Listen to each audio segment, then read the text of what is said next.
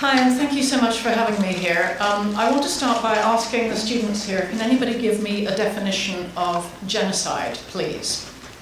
Come on, don't be shy. And also speak up, because, you know, I'm a bit deaf and old and stuff. Come on, a definition of genocide. Mass killing of a specific race or group. Yep, that's pretty good. The Genocide Convention of 1948 defines it as an intent to kill in whole or in part a racial group. And it comes, the Genocide Convention was started by a Polish Jew called Raphael Lemkin, who survived the concentration camps and during World War II, and he asked a fundamental question. He said, why is it when you kill one person, that's murder, but when you kill 6 million, it doesn't seem to carry any further or greater crime? So he spent the rest of his life struggling to get what's called the Genocide Convention adopted by the United Nations. The word genocide, let's have a look at that for a minute, from two Greek words, as in genetics, as in race, side, as in suicide, homicide, killing. Now, I'm going to be talking to you about genocides that are happening right now in the 21st century in Africa, but I'm going to refer to the genocides that happened in the 20th century, because here's the thing, not only do we not learn the lessons, but there are patterns to these genocides, and they repeat themselves again and again and again, and it is to our utter shame that after the Holocaust, we apparently learned absolutely nothing at all. Why genocide matters to me is that this is something that we do to each other. This is not a natural disaster. This is not unusual either. It is part of human nature. It is not inhuman, it is utterly human. You probably all know people who say to you, I'm a good person. Well, I would say to them, grow up. You're a person. We all have good and bad in us, and throughout our life, it's probably, and it should be, a battle. Whenever every circumstance we encounter a battle between the good and the bad in our personality and trying to make sure that the good wins. Genocide is when the bad wins. But when you leave today, I would like you to bear a few things in mind. Genocide is not just something that happened in Europe during the Second World War. It isn't just something done by Germans. I'm going to be talking about genocide in Africa. It isn't just something that happens in Africa. It is part of the human condition. And that's why we are such complicated critters. Because we are, on the one hand, capable of such horror, but on the other hand, we're also capable of utter beauty. And as Maria said, you know, for every act of vileness and evil during a genocide, I promise you, in my life as I've worked in Bosnia and in Africa, I promise you there is a corresponding act of decency. And that is why we are such interesting creatures and why genocide is part of our condition.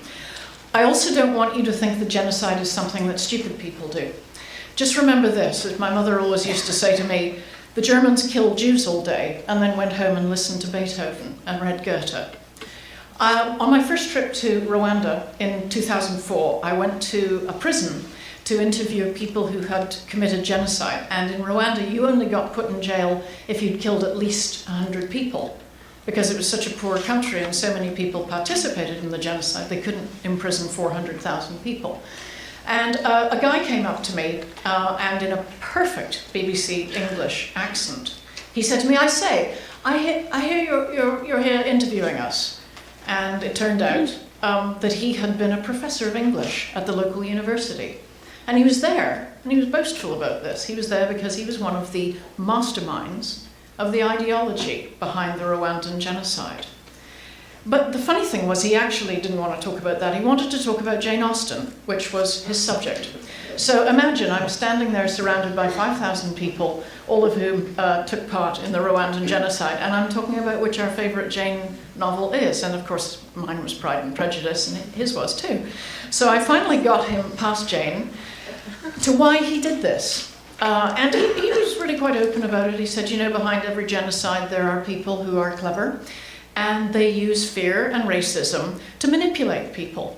And he said to me that all you really need to do is, once you've tapped into the prejudice and used propaganda to dehumanize a minority in your population, you then blame that minority for all the ills of your society.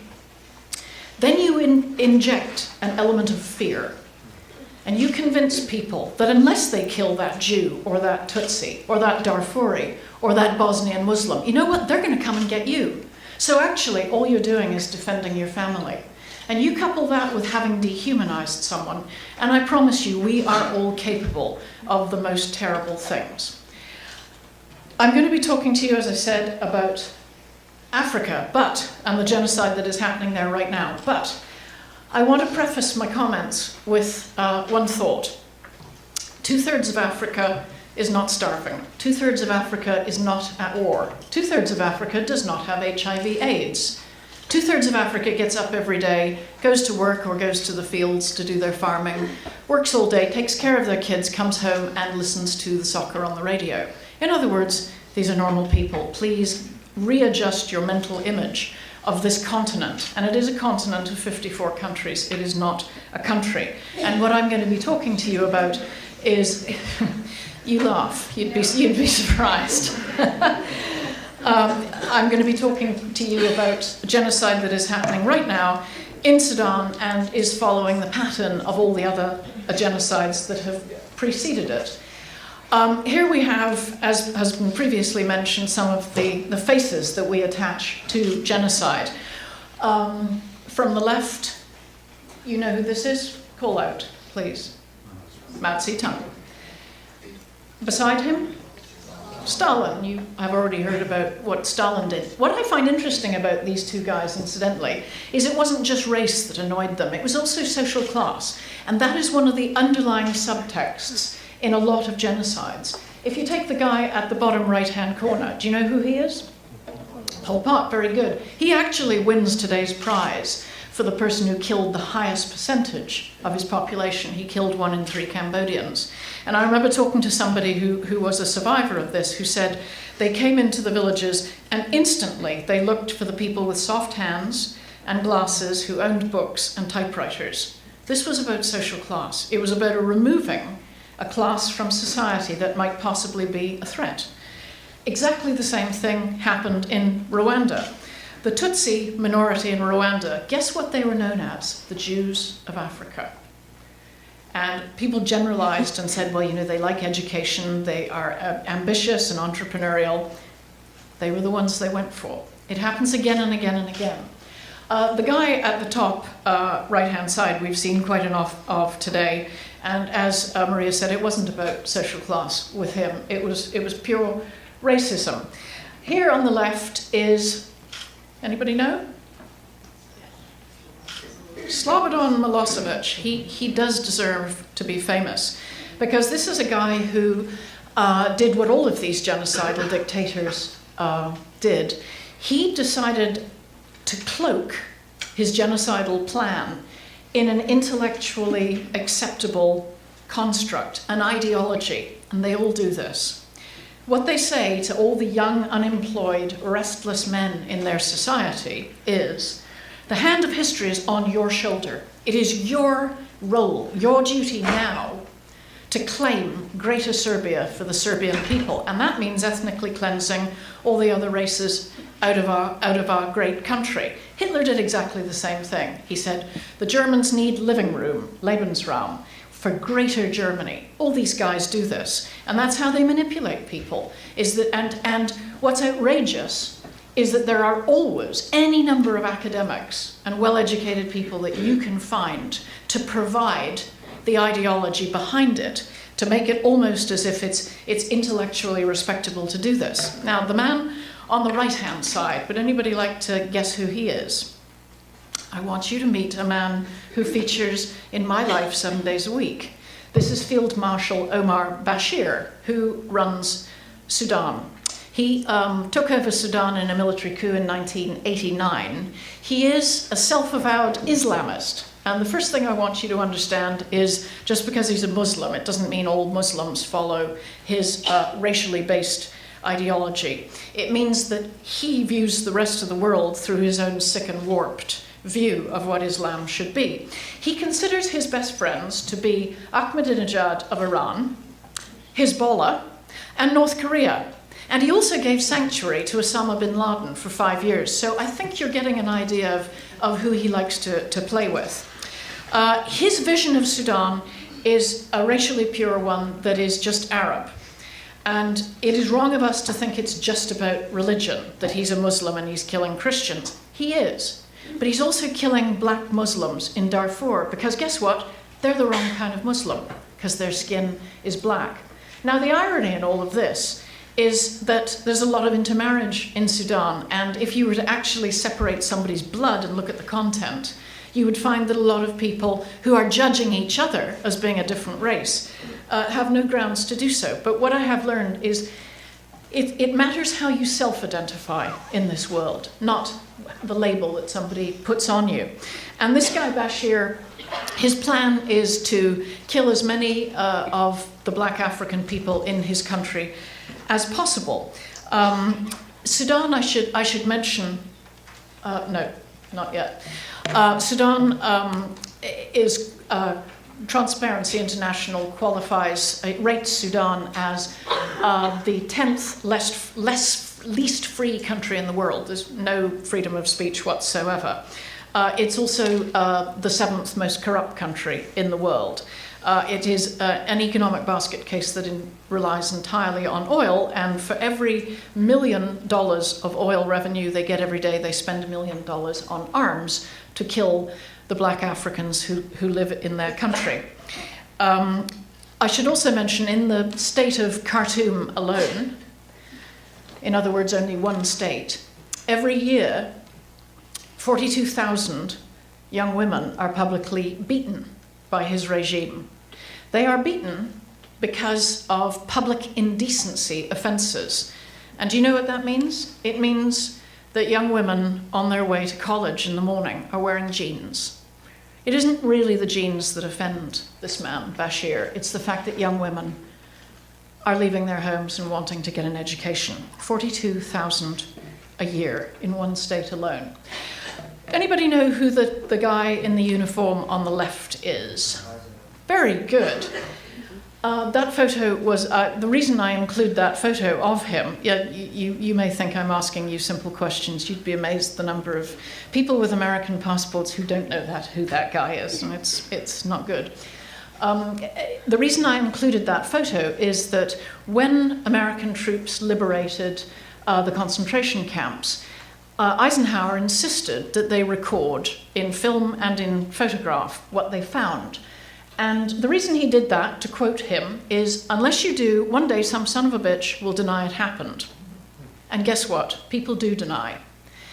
Certainly they deny that in Rwanda. And that is why when the Rwandan Tutsi won the war, President Paul Kagame ordered that hundreds of bodies be dug up from mass graves and treated with lime and displayed in memorial centres all over the country, because otherwise people will forget.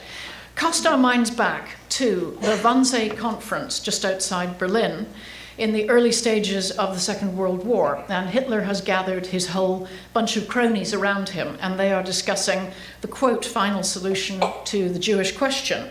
And there's at least one person around the room who is, slightly nervous about the idea of exterminating all of European Jewry because of the blame that will attach to them. And Hitler actually said, "Oh, don't worry about that. Who now remembers the Armenians?" And he had a point. Not only do the Turks to this day deny that the Armenian genocide happened, people forgot as well. Now, does anybody know what these two photographs are of? On the left, very good, is the Stanley Milgram experiments, and on the right is the Philip Zimbardo Stanford prison experiments. Does anybody want to volunteer to tell the audience what happened in those? In the Milgram shock experiment, Stanley Milgram had thousands of people participate. He would choose one person to be a learner and one person to be a teacher, and he directed the teachers to teach the learners a list of words that they had to memorize, something like that. And whenever they answered incorrectly, they were supposed to deliver a shock to the learners. But the learners were in a separate room, they couldn't see, and they were acting. They weren't actually being shocked. And he each time they answered incorrectly, they would deliver a bigger shock than the last time, and he wanted to see how many people would go to the highest shock level after the learners were screaming and eventually going silent and falling to the ground. And 60%, I believe, went to the highest shock level. So it's about obedience. Yeah. Okay, what about the one on the right? The Stanford Prison Experiment. This was, Well, Zimbardo took a group of Stanford students and just arbitrarily assigned years guards or inmates. And the guards found out that since they had total power, they could completely abuse the inmates, and he had to cancel after 6 days because they just got out of control. and again, the reason, exactly, thank you. Thank you both. The reason I included both of those is because I want you to know that all of us are capable of losing our moral compass when we're in a group, because we are conforming animals. When we get in a herd, we do all kinds of bad stuff. You only have to look at a bunch of English soccer fans. I'm serious. Or look at a group of people who start littering. You know, it's not genocide, but it's litter. But you do it because you can get away with it because everybody else is. That's how our minds work. And that's why it's important to remember we are all capable, given the right circumstances, of doing this. And it should be fairly obvious to you why I included that image in this as well. That it isn't just a matter of experiments at universities. The guy on the left, there's a special prize for whoever recognizes him. He was the leader of the Hutu extremist government, Habyarimana, in 1994. Everybody likes to pretend that genocide comes out of clear blue sky. It's unpredictable. That's why we can't possibly react in time or know what to do about it. That's why we didn't realize, the genocidal intent of the people perpetrating the genocide. That's why we doubt, the numbers involved, because we pretend, we the international community, that it's all a surprise. In the case of the Rwandan genocide, they had been killing people, they'd been killing the Tutsi minority since 1959. Anybody you talk to about the Armenian genocide will say that the signs had been there for a very, very long time, but we decided not to see them.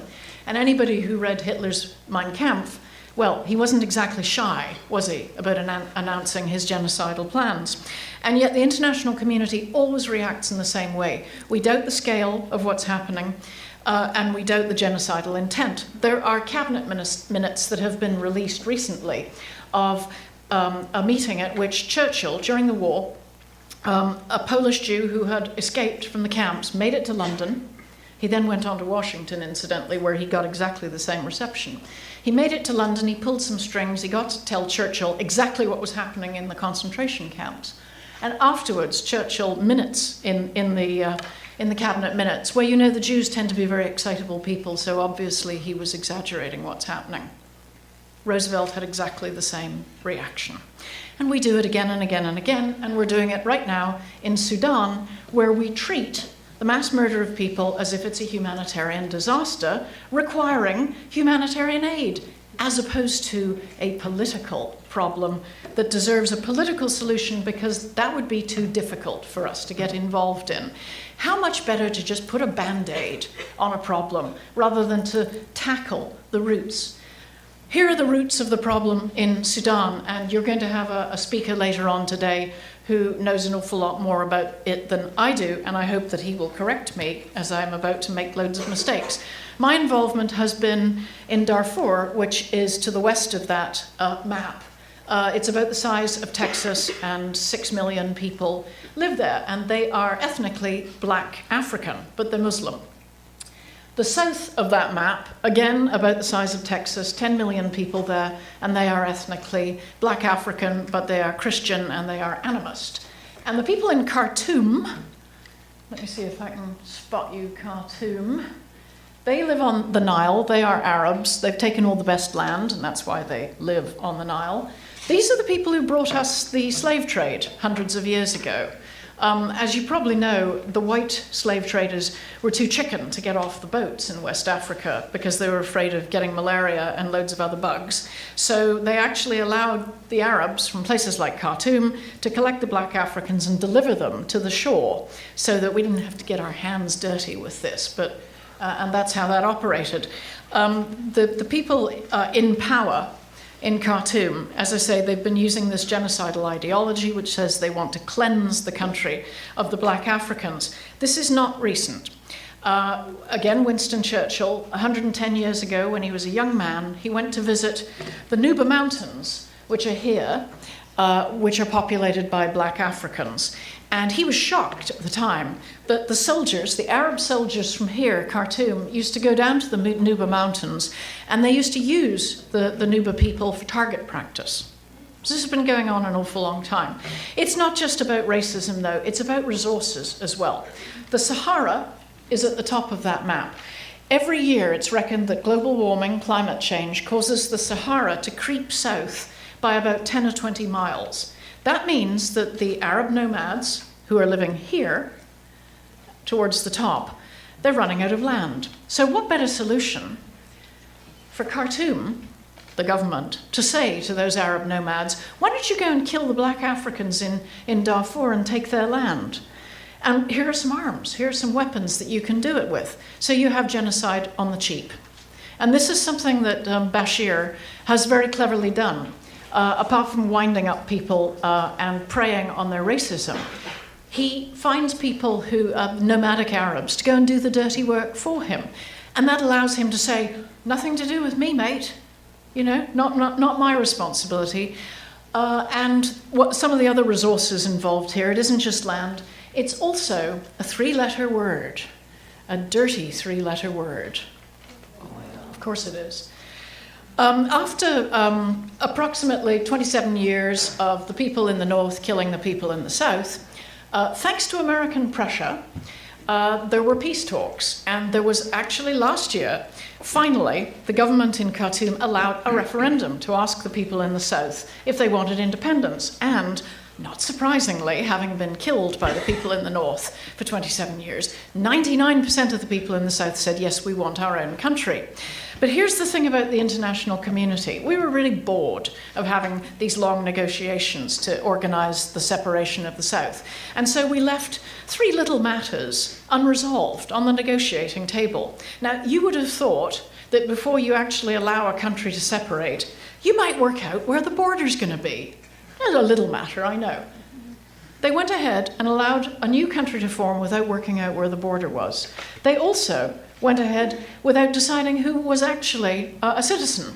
And the third minor point is that we have 75% of the oil in what is the south and about 25% on the other side of the border in the north. How do the people in the south get the oil out without transshipping it across Sudan, hostile territory, to Port Sudan there? But we didn't think of working that out. So the Sudanese, the people in Khartoum, the Arabs who've been doing the oppressing, are now saying to this new nation, South Sudan, you know what, in order for you to ship your oil out, we're going to charge you $36 a barrel. The international rate is $1 a barrel. And not surprisingly, the South Sudanese have said, I don't think so. And I rather admire the government. They've just turned off the tap on the oil and said, you know what, we're not going to do this until this is solved.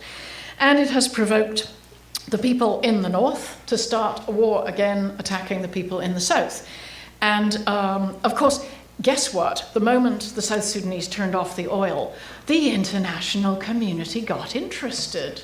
Imagine that. We suddenly sat up and thought, oh, this is serious. But the problem is this, that a lot of the people who identify themselves as Black African are stuck on the wrong side of that border. They're in the north. And as we speak, they are being bombed and killed. In the opening of my novel, and it is a novel rather than a series of interviews, I have a scene with a young Black African woman in Darfur running and hiding from helicopters and hiding in caves. And to my horror, that is happening right now along that border with North and South Sudan. These people are being hunted like animals, and we have almost nothing to say about it. That photograph is of what a village in Darfur looks like after the Sudanese Air Force has bombed it. The general pattern is that after it's been bombed, then the Arab nomads who've been armed by the Khartoum regime, then they move in on camel and horseback. And there can be, I've interviewed people who've told me about columns 300 camels wide. Imagine the noise of that pounding of hooves coming over the plain towards your village and the sheer terror of these people. I went to Darfur in 2004 at the height of the killing, and I was probably the only journalist there. I lied to get my way in, and they caught up with me after 3 days and arrested me and threw me out. And it is a badge of honor I wear that I'm not allowed to go back to Sudan. But while I was there, I interviewed dozens and dozens of women who had survived. It's a very traditional, conservative, rural Muslim society, and so first of all, it was only women who would talk to me, but secondly, it took a while for them to reveal to me what had happened to them, because unlike our society, where a complete stranger will tell you utterly inappropriate details about their life that you really didn't want to hear anyway, a lot of Africans still have this thing called dignity and reticence. It's very charming. But it does mean that they tend to speak in euphemisms. So they'll say to you that they were attacked or beaten, and only when you've got to know them do they admit that it was rape. Every single woman that I interviewed, and I interviewed dozens, from the age of 8 to 80, they had all been gang raped. One particular woman who really sticks in my mind, and I put her in my novel as a testament to her, actually because she asked me to write the novel, even though I won the lottery when I was born. I was born white and North American and healthy, and you don't get any luckier than that in the world, I promise you. But this young woman, Hawa, asked me to write their story because they didn't have a voice. Hawa had been gang raped 3 weeks previously, and she still couldn't sit down. She was still in such pain. There is a pattern to this, and I've interviewed women in Rwanda and women in Bosnia, and they told me the same story.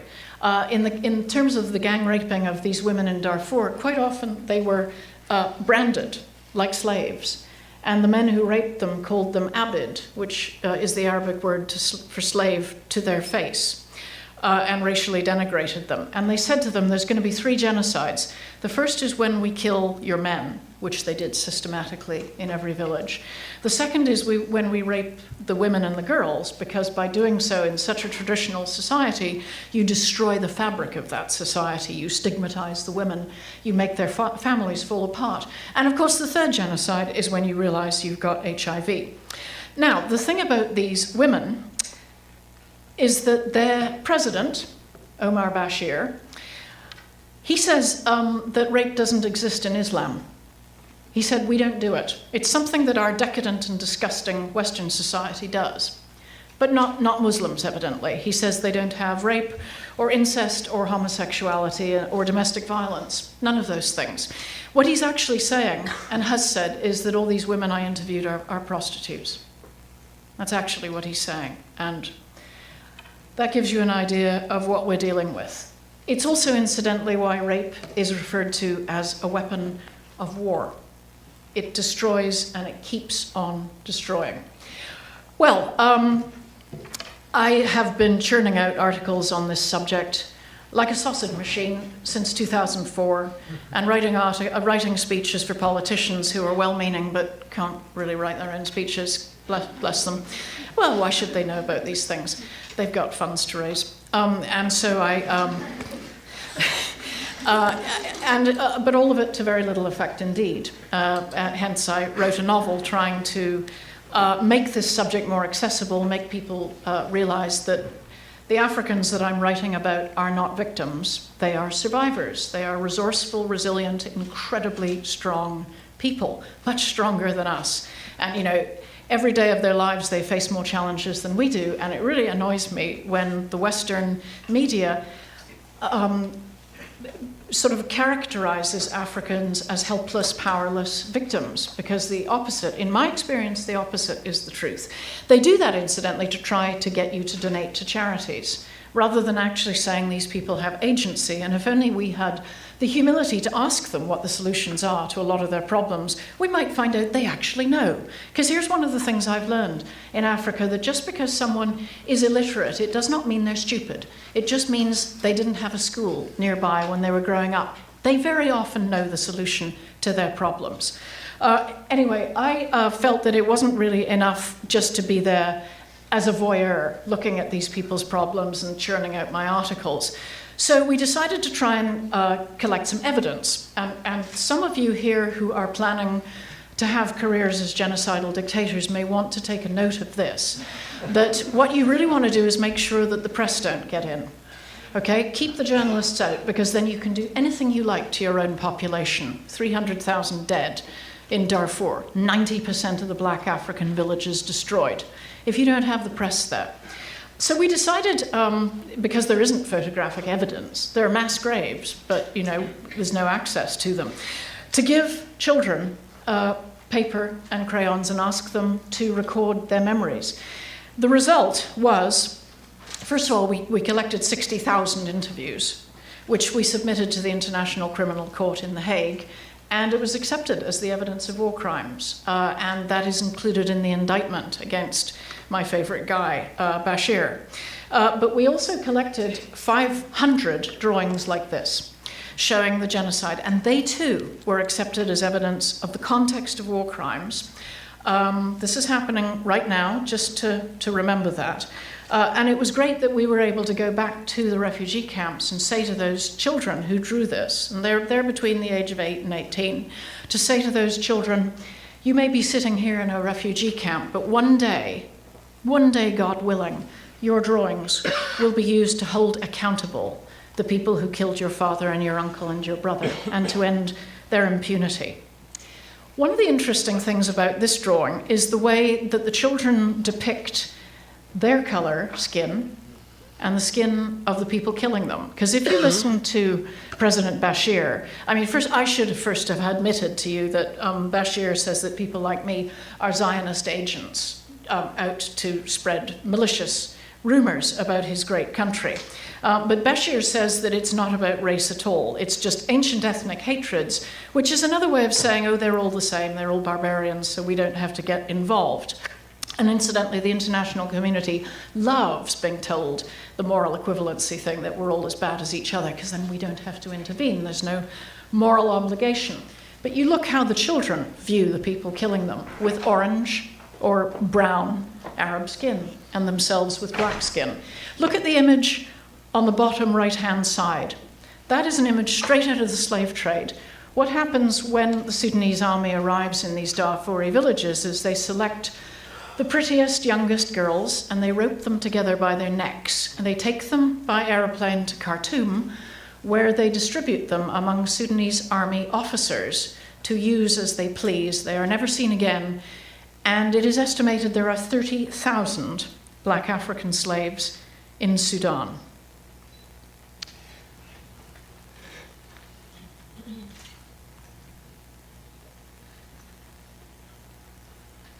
This is not what refrigerator art should be like, is it? Again, down here in the bottom right, you see the image of women being led off with their hands tied behind their backs.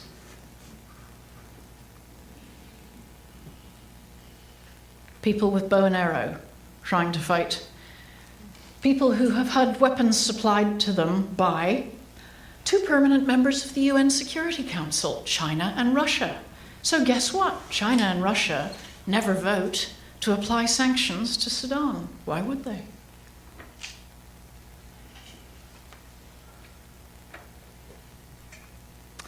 I included this because I think it's of some interest. It's an Afghan rug woven these days, and it includes tanks and weapons in it. That these people have been at war for so long that it's so permeated their culture that they now, their main artistic expression, the Afghan rug, is now about military hardware. This is what we do to our world. Okay, you'll be happy to hear that the gloomy stuff is over. And I'm now going to talk as briefly as possible about a society that is rebuilding itself. These women are in Rwanda. They are all genocide widows. They were all gang raped. They're all HIV positive. All of them saw their children killed in front of them. Like I said, I didn't think it was enough to just write some articles. So together with some friends, I formed a charity called Network for Africa. All the proceeds from this book go to it, and I am not shy about asking you to buy it because I don't take a salary, and this is how I support my salary. Anyway, this is how I support my charity. This particular project, we take 50 women every year, genocide widows. We teach them to read and write. And incidentally, it is a beautiful thing to watch a woman learn to read, to write. It empowers her. It does something remarkable for her confidence. It makes her a better mum. And it is just one of the greatest joys of my life to be involved in this project. But we also teach them useful things, like how to make a living, making jewelry, which we sell here in the United States. Incidentally, the chairs that you saw there and the tent was supplied by All Saints by the Sea, Santa Barbara, my church. They're making beads out of recycled paper, which they collect from garbage cans. Those are the beads, and if any of you are interested in helping me raise funds, I'm always looking for people to sell our jewelry. We set up a nursery recently to allow the women to study properly. Also, the kids were not eating very often, so we decided to give them a meal every day, and already they're healthier. You know, some people will tell you that the key to development in Africa, it's going to take years. Absolutely not. These kids are already healthier within 3 months of us starting this program, and they're already learning more. That's another very high-tech way of tackling poverty, is giving someone a chicken so that they have a business selling eggs and they can give their kids some protein every day. Like I say, it really doesn't have to be a high-tech fix. And guess what? We asked these Rwandan widows, what do you think would work? This is what they told us. That is teaching people to use malaria nets. And again, that has cut the incidence of malaria massively. And again, I couldn't believe it would happen so fast, but it did. We have a music school, and music is a wonderful way of helping people who've been traumatized by genocide to recover, especially guys who find it more difficult to talk about their feelings. All the people at our music school are genocide orphans. They all saw their families killed. This young woman, her name is Alice. She has allowed me to tell you her story because she knows that I try and raise awareness and raise money. Alice was 6 when the genocide, she's of the minority Tutsi tribe. She was 6 years old when the Hutu militia came to her village. She was living with her grandmother at the time, who she loved very much. And her grandmother realized as soon as the soldiers appeared that they had to get out of that village. And she saw some of the neighbors already running away, but her grandmother was too old to be able to run. Alice refused to leave her grandmother, and her grandmother begged her to go with the rest of the neighbors, but Alice wouldn't.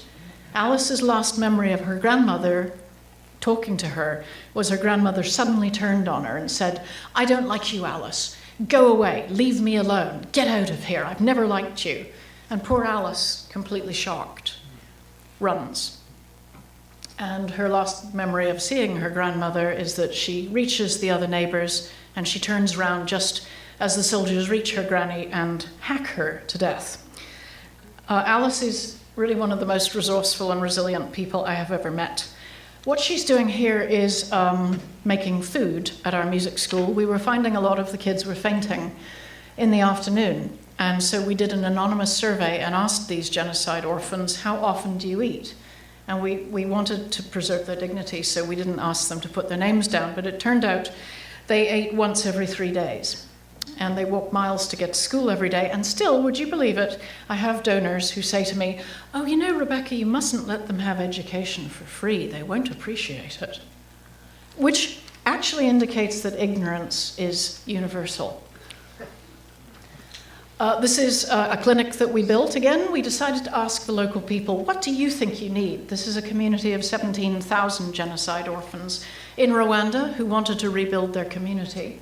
These are people, incidentally, who define themselves as survivors rather than victims. And think for a minute the difference between those two words. And how can you not want to help someone who defines themselves as a survivor rather than a victim? So we did a hut-to-hut survey of 1,000 people and said, what do you think your community needs? And in my tiny mind, I'd thought, well, obviously they'll want a school, because they don't have a school.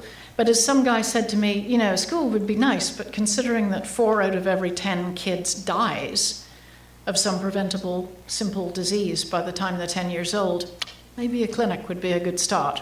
So we built a clinic. We realized we were getting somewhere when the people involved actually helped us build it. We've now built a maternity ward as well, because in that district, a woman has a 1 in 7 chance of dying in childbirth.